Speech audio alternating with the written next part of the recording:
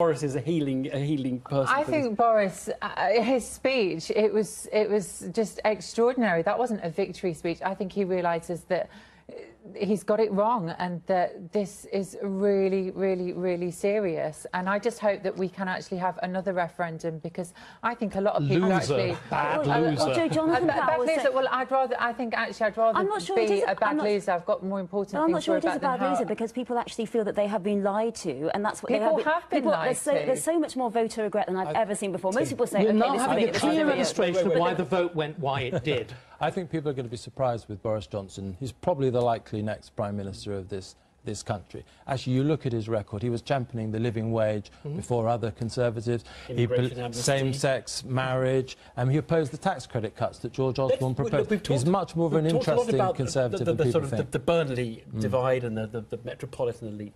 Paris, what about the generational divide? Because that is really quite striking. The under-45s would have clearly voted to stay in, and the over-45s have clearly voted to take us out. Well, there was a great headline on Vice today which said, "Grandma, what have you done?"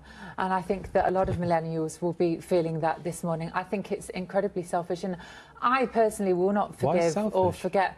Because the older generation don't have to live here as long as the younger generation do. So are we going to introduce, for example, a cut-off point beyond which you can't vote? Are you your sense of sublime self-entitlement, are we going to have those under 35 with 2 votes? Hang on a minute.